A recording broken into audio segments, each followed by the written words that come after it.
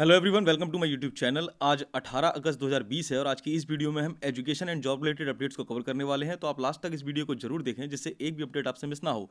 आज की इस वीडियो में इंपॉर्टेंट अपडेट्स हैं जेई और नीट के एग्जाम्स को लेकर, टीजीटी पीजीटी की अपकमिंग 20,000 वैकेंसी के बारे में, और बीईओ परीक्षा में जो फर्जीवाड़ा किया गया है उसके सॉल्वर गैंग को लेकर, और साथ ही बीईओ मेंस परीक्षा तिथि को, और लास्ट में यूपीएससी की जो परीक्षा कैलेंडर जारी किया है इसके बारे में हम अपडेट देंगे, और साथ ही अन्य इंपॉर्टेंट अपडेट्स पर भी कवर करेंगे। तो आप लास्ट तक वीडियो पर बने रहें। तो आइए देख लेते हैं।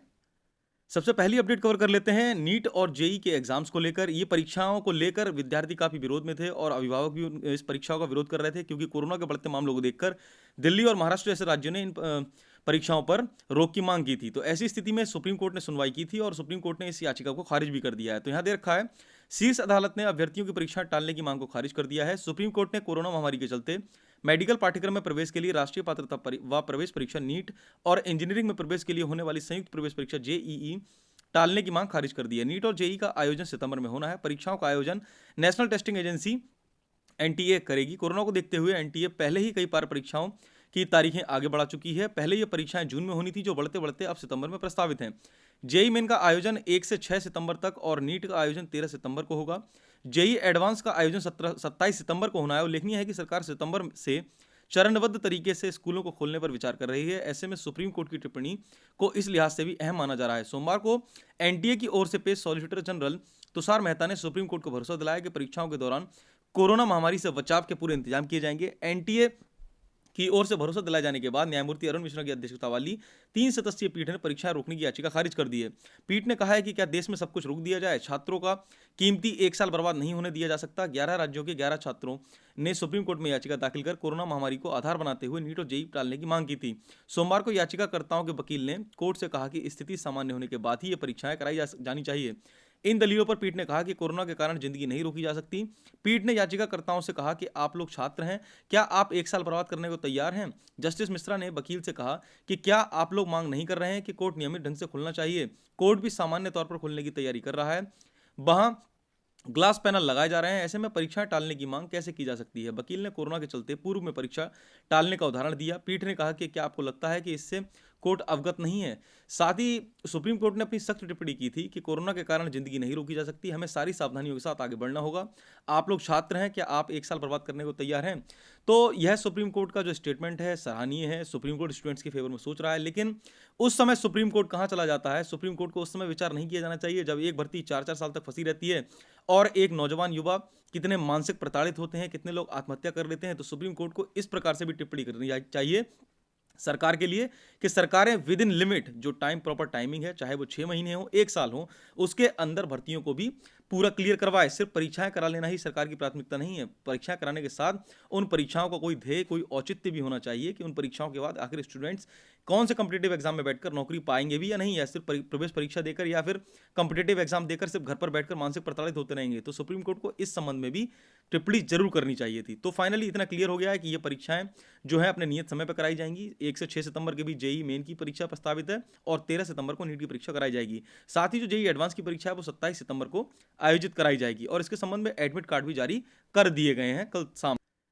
जेई मेन के एडमिट कार्ड्स में जो स्टूडेंट्स हैं उनको कोरोना संबंधी अपना स्वघोषणा पत्र देना होगा। इसमें अंडरटेकिंग प्रिंट होकर आएगी जिसमें स्टूडेंट को मेंशन करना होगा कि उनके 14 दिन की ट्रैवल हिस्ट्री क्या है या फिर उनके फैमिली में कोरोना से रिलेटेड कोई केस तो नहीं है।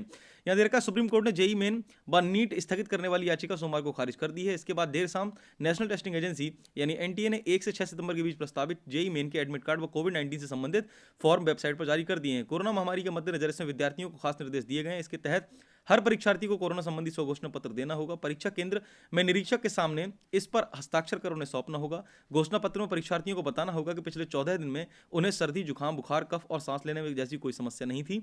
अगर इनमें से कोई समस्या थी तो इसके बारे में उन्हें बताना होगा। इसी तरह पिछले दिनों वह किसी कोरोना संक्रमित के संपर्क में आए थे अथवा नहीं, यह भी बताना होगा कि वे क्वारंटीन किए गए हैं या नहीं। साथ ही उन दिनों किसी देश या राज्य की यात्रा की है तो उसकी भी जानकारी देनी होगी। स्वघोषणा पत्र पर परीक्षार्थी की फोटो, अंगूठे का निशान और अभिभावक का हस्ताक्षर होना जरूरी है। एनटीए ने एडवाइजरी में परीक्षार्थियों को यह भी निर्देश दिए हैं कि वे परीक्षा खत्म होने के बाद एडमिट कार्ड और रफ-शीट निर्धारित बॉक्स में डाल देंगे।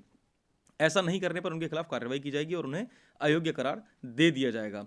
और साथ ही जो 3 लेयर के मास्क हैं परीक्षा केंद्र पर उपलब्ध कराए जाएंगे। तो ये कुछ अपडेट्स हैं जो कि एडमिट कार्ड से रिलेटेड हैं और स्टूडेंट्स को अंडरटेकिंग अपने पेरेंट्स से साइन करवाकर जो अपना सेंटर है वहाँ पर जाकर सबमिट करनी होगी। तो ये अपडेट हो गई जेईई मेंस के एग्जाम को लेकर और ये फाइनली इसके एडमिट कार्ड जारी कर दिए गए हैं। नेक्स्ट अपडेट है टीजीटी पीजीटी की भर्ती को लेकर। आपको बहुत जल्द लगभग 18 से 20 हज़ार पदों पर टीजीटी पीजीटी की भर्ती देखने को मिल सकती है और यह जो तैयारी कर रहे हैं कैंडिडेट्स उनके लिए काफ़ी राहत भरी खबर हो सकती है, क्योंकि कोरोना काल में जहां पर जो रोजगार है उस मुद्दे पर काफ़ी बैकफुट पर आ गई है गवर्नमेंट और काफ़ी युवा हैं जो परेशान हैं रोजगार को लेकर। तो ऐसी स्थिति में यह भर्ती आपके लिए राहत भरी हो सकती है। यहाँ दे रखा है प्रदेश भर के लगभग 4,500 सहायता प्राप्त माध्यमिक विद्यालयों में प्रशिक्षित स्नातक टीजीटी और प्रवक्ता पीजीटी की भर्ती जल्द शुरू होने जा रही है। 4 साल बाद शुरू होने जा रही भर्ती के ऑनलाइन आवेदन के लिए सॉफ्टवेयर भी तैयार हो चुका है और उसका सिक्योरिटी ऑडिट हो रहा है। इसके बाद अगस्त तक या सितंबर के पहले सप्ताह में विज्ञापन जारी होने की उम्मीद है। पदों की संख्या के विषय में अब तक चयन बोर्ड ने कोई स्पष्ट जानकारी नहीं दी है। हालांकि सूत्रों का कहना है कि 18 से 20 हज़ार पदों पर यह भर्ती प्रक्रिया शुरू हो सकती है। पिछले साल ऑनलाइन माध्यम से लगभग 40,000 रिक्त पदों की सूचना मिली थी, लेकिन उनका सत्यापन करने के बाद संख्या आधी रह गई है। चयन बोर्ड को शिक्षकों के 22,000 के आसपास खाली पदों की सूचना मिली थी। इनमें से कुछ पद 2 बार आने के कारण हटा दिए गए, जबकि पूर्व में चयनित लेकिन कार्यभार ग्रहण न होने वाले कुछ अभ्यर्थियों को कुछ पदों पर समायोजित कर दिया गया। इससे पहले चयन बोर्ड ने जुलाई 2016 में टीजीटी पीजीटी के तकरीबन 10,000 पदों के लिए आवेदन लिए थे।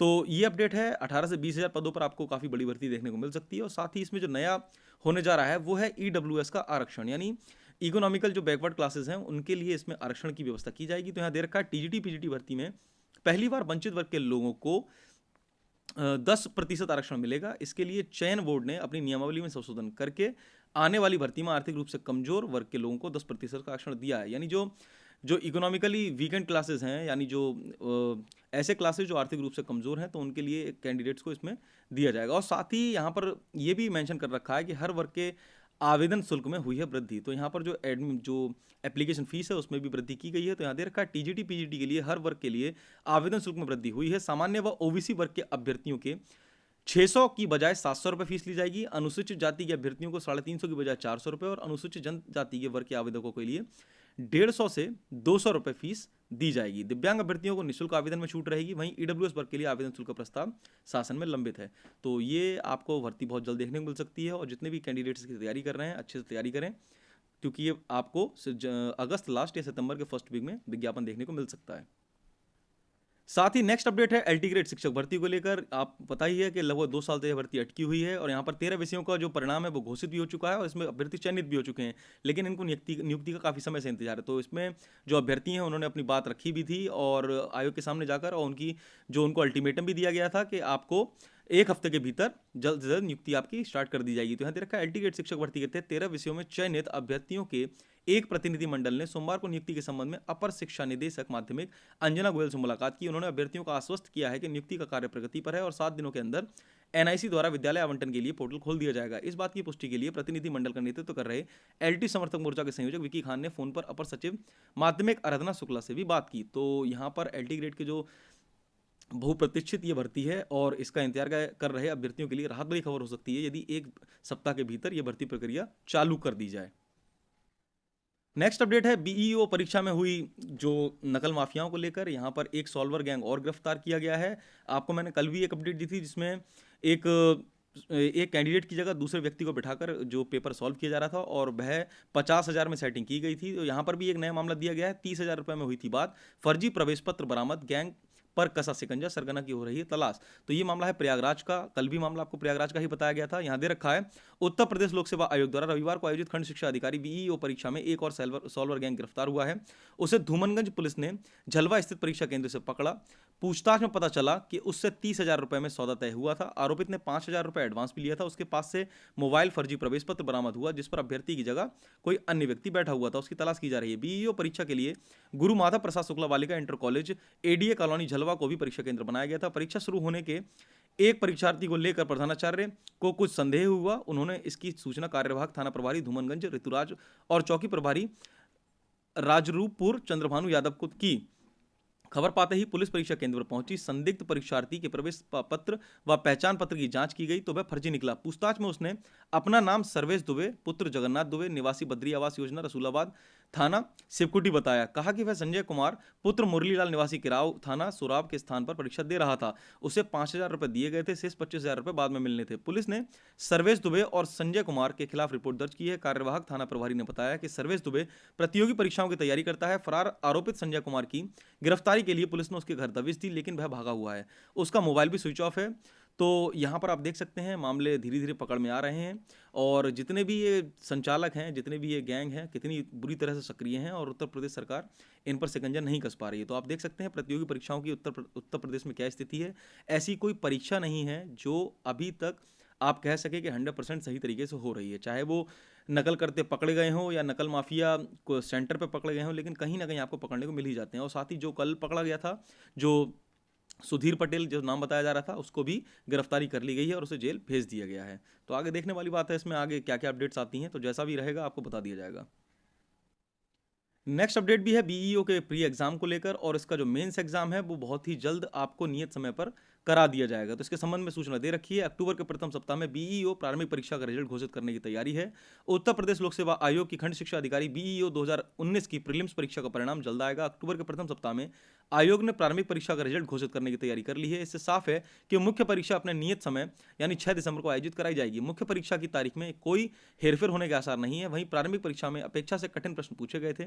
इसके मद्देनजर मुख्य परीक्षा तय समय पर पेपर स्तरीय होने का अनुमान है। उत्तर प्रदेश लोक सेवा आयोग ने रविवार को बीईओ 2019 की प्रारंभिक परीक्षा आयोजित की थी। परीक्षा का पेपर स्तरीय था।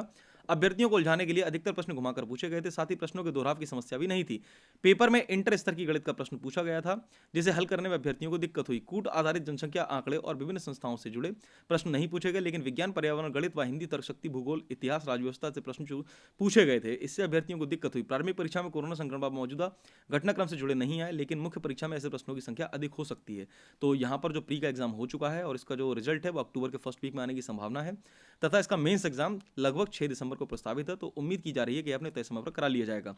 तो जैसा कि हम उत्तर प्रदेश में देख रहे हैं कि बीएड की प्रवेश परीक्षा जब से हुई है और बीएड और बीईओ ये काफ़ी बड़े स्तर की परीक्षाएं थी, क्योंकि इसमें लगभग बीएड में लगभग 3,90,000 कैंडिडेट्स और वहीं ये बीईओ में लगभग 2,35,000 कैंडिडेट्स ने परीक्षा दी है। तो ये काफ़ी बड़े स्तर की परीक्षा थी और इसी कारण आगे आने वाली चाहे वो फाइनल ईयर की परीक्षाएं हो या फिर अदर कॉम्पिटेटिव एग्जाम्स हो, उनका रास्ता साफ होता दिखाई दे रहा है और इनमें अब कोई व्यवधान नहीं आएगा। तो जितने भी कैंडिडेट्स हैं अपने कॉम्पिटेटिव एग्जाम की प्रिपरेशन कर रहे हैं वो अपनी तैयारियां पूरी रखें। नेक्स्ट अपडेट है यूपीएससी से, यानी सिविल सर्विसेज के एग्जाम्स को लेकर अपडेट आ गई है और अपना जो नया परीक्षा कैलेंडर है यूपीएससी ने जारी कर दिया है। आप इस परीक्षा कैलेंडर को यूपीएससी की ऑफिशियल वेबसाइट्स पर जाकर देख सकते हैं और वहां पर आपको अपडेट पूरी मिल जाएगी, पीडीएफ डाउनलोड कर सकते हैं। साथ ही यहाँ पर अपडेट दे रखी है, संघ लोक सेवा आयोग ने जारी किया है वर्ष 2021 की परीक्षाओं का कैलेंडर।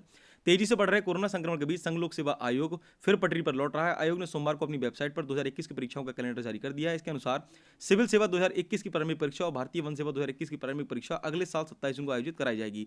कैलेंडर के अनुसार इन दोनों परीक्षाओं के लिए नोटिफिकेशन अगले साल 10 फरवरी को जारी किया जाएगा और 2 मार्च तक आवेदन लिए जाएंगे। सिविल सेवा 2021 की मुख्य परीक्षा अगले साल 17 सितंबर से आयोजित कराई जाएगी, जो 5 दिन चलेगी। वहीं भारतीय वन सेवा 2021 की मुख्य परीक्षा अगले साल 21 नवंबर से आयोजित की जाएगी और यह 10 दिनों तक चलेगी। तो यहाँ पर डिटेल अपडेट आप पीडीएफ में जाकर देख सकते हैं और ऑफिशियल वेबसाइट को जरूर विजिट करें अगर आप यूपीएससी के कैंडिडेट हैं। और नेक्स्ट अपडेट यहाँ देखिए, यूपीपीएससी कंप्यूटर सहायक परीक्षा 23 को प्रवेश पत्र जारी। तो यहाँ पर कंप्यूटर सहायक की परीक्षा है जो कि यूपीपीएससी कंडक्ट कराता है। इसका जो एडमिट कार्ड है जारी कर दिए गए हैं। दे रखा है कंप्यूटर सहायक उत्तर प्रदेश लोक सेवा आयोग परीक्षा 2019 प्रयागराज और लखनऊ के विभिन्न केंद्रों में 23 अगस्त को आयोजित की जानी है। उत्तर प्रदेश लोक सेवा आयोग ने परीक्षा में शामिल होने जा रहे अभ्यर्थियों के प्रवेश पत्र सोमवार को जारी कर दिए हैं। परीक्षा 23 अगस्त को दोपहर 12 से 1:30 बजे की पाली में आयोजित कराई जाएगी। तो यहाँ पर ये अपडेट हो गई कंप्यूटर सहायक परीक्षा को लेकर। इसके एडमिट कार्ड भी जारी कर दिए गए हैं। नेक्स्ट अपडेट है यूपी बोर्ड के जो स्टूडेंट्स हैं उनको लेकर। यहाँ पर 9th से लेकर 10th और 12th की जो क्लासेस हैं वो स्वयं प्रभा चैनल पर आयोजित कराई जा रही हैं और स्टूडेंट्स को जरूर इनको विजिट करना चाहिए और निश्चित ही इससे हेल्प मिलेगी। यहाँ दे रखा है, सूबे में अब यूपी बोर्ड की कक्षा 9 से 12 तक के छात्र छात्राओं की कक्षा सोमवार से डीडी यूपी और स्वयं प्रभा चैनल पर प्रसारित होंगी। ऑनलाइन कक्षाओं में आ रही दिक्कतों के कारण शासन की ओर से व्यवस्था की गई है। डीआईओएस डॉक्टर मुकेश कुमार सिंह ने बताया कि कक्षाएं दूरदर्शन उत्तर प्रदेश तथा स्वयं प्रभा के चैनल 22 के माध्यम से वीडियो वर्चुअल क्लासों का संचालन होगा। कक्षा 9 और 11 के बच्चों की क्लास सुबह 11 से 1 बजे तक और शाम 4:30 से 6:30 बजे तक पुनः प्रसारित की जाएंगी। 10वीं और 12वीं की कक्षाएं दूरदर्शन उत्तर प्रदेश पर दोपहर 1 से 2 बजे, 2:30 से 3 बजे, 3:30 से बजे से 5 तथा 5:30 से 6:30 बजे तक चलाई जाएंगी। तो ये स्टूडेंट्स के लिए काफ़ी अच्छी अपडेट है। यहाँ पर कोरोना टाइम में जब आप देख रहे हैं स्कूल कॉलेजेस बंद हैं, तो ऐसी स्थिति में वर्चुअल माध्यम से और टीवी के माध्यम से अगर आपको घर बैठे इस टाइप की ट्यूशन मिल रही है तो ये आपके लिए बहुत ही बेनिफिशियल है और आप जरूर विजिट करके इससे फ़ायदा उठाएं। साथ ही यूपी बोर्ड के स्टूडेंट्स के लिए एक और अपडेट है। आपको पता ही होगा कि सीबीएसई की तर्ज पर जो 30% की कटौती की गई थी यूपी बोर्ड के सिलेबस में, तो स्टूडेंट काफ़ी दिनों से परेशान थे यूपी बोर्ड के कि उनके जो सिलेबस में कटौती की गई है तो उसको लेकर कोई अपडेटेड जारी नहीं हुआ है सिलेबस। तो फाइनली जो माध्यमिक शिक्षा बोर्ड है उसने अपना जो अपडेटेड सिलेबस है वो जारी कर दिया है वेबसाइट पर। यहाँ दे रखा है उत्तर प्रदेश माध्यमिक शिक्षा परिषद यानी यूपी बोर्ड से नए शैक्षिक सत्र 2020-21 के लिए हाई स्कूल और इंटरमीडिएट कक्षाओं के लिए पाठ्यक्रम को 30% तक संक्षिप्त किए जाने की घोषणा राज्य के उप मुख्यमंत्री डॉक्टर दिनेश शर्मा ने 17 जुलाई 2020 को की थी। इसके बाद से ही यूपी बोर्ड शेड्यूल सिलेबस 2020-21 को लेकर छात्रों, शिक्षकों एवं विद्यालयों के बीच ऊहापोह की स्थिति बनी हुई थी। इस पर विराम लगाते हुए यूपी बोर्ड ने शैक्षिक सत्र 2020-21 के लिए हाई स्कूल यानी कक्षा 9-10 व इंटरमीडिएट यानी कक्षा 11-12 के संक्षिप्त पाठ्यक्रम को जारी कर दिया है। यूपी बोर्ड का न्यू सिलेबस 2021 को सोमवार 20 जुलाई 2020 को परिषद की ऑफिशियल वेबसाइट upmsp.edu.in पर जारी किया गया। यहाँ पर छात्र संबंधित कक्षा के लिए पाठ्यक्रम डाउनलोड कर सकते हैं। साथ ही छात्र UP board high school syllabus 2021 या यूपी बोर्ड इंटरमीडिएट सिलेबस 2021 को ऑफिशियल वेबसाइट पर जाकर डाउनलोड कर सकते हैं। नेक्स्ट अपडेट है एमजेपी रोहिलखंड यूनिवर्सिटी से। यहाँ दे रखा है विश्वविद्यालय ने सेमेस्टर कोर्सों में परीक्षा फॉर्म भरने की तारीखें बढ़ा दी गई हैं। रोहिलखंड विश्वविद्यालय ने महाविद्यालयों में संचालित सेमेस्टर पाठ्यक्रमों में परीक्षा फॉर्म भरने का एक और मौका दिया है। अब LLB, BSc agriculture, BCom, BBA, BCA और अन्य कोर्सों में विद्यार्थी 28 अगस्त तक ऑनलाइन सेमेस्टर परीक्षा फॉर्म भर सकते हैं। परीक्षा नियंत्रक के मुताबिक छात्र निर्धारित परीक्षा शुल्क debit, credit card, net banking आदि के माध्यम से जमा कर सकते हैं। भरे हुए परीक्षा फॉर्मों को संबंधित महाविद्यालयों के पास सत्यापित करने के आखिरी तिथि 29 अगस्त तक है। तो यहाँ पर स्टूडेंट्स के लिए राहत वाली खबर है। कोरोना के चलते जहाँ पर एकेडमिक सेशन में हम लोग अटेंड नहीं कर पा रहे हैं, ऐसी स्थिति में जो स्टूडेंट्स हैं घर पर बैठकर अपनी एक्सटेंडेड डेट में फॉर्म फिल कर सकते हैं और फीस को फिल करके अपना एडमिशन कर सकते हैं परीक्षा फॉर्म को लेकर। तो ये अपडेट हो गई एमजेपी रोहिलखंड यूनिवर्सिटी के जो एग्जामिनेशन फॉर्म है उसे लेकर। तो ये थी आज 18 अगस्त 2020 की education and job related updates. I hope आपको ये हेल्पफुल रही होंगी। ऐसी ही daily education and job related updates के लिए आप हमारे यूट्यूब चैनल रविंद्र प्ला को सब्सक्राइब कर लीजिए। साथ ही पास वाले बेल आइकन को जरूर प्रेस कर लीजिए जिससे सभी लेटेस्ट वीडियोज़ को नोटिफिकेशंस आप तक तुरंत मिल सकें। Thanks for joining with us. मिलते हैं आपसे नेक्स्ट वीडियो में।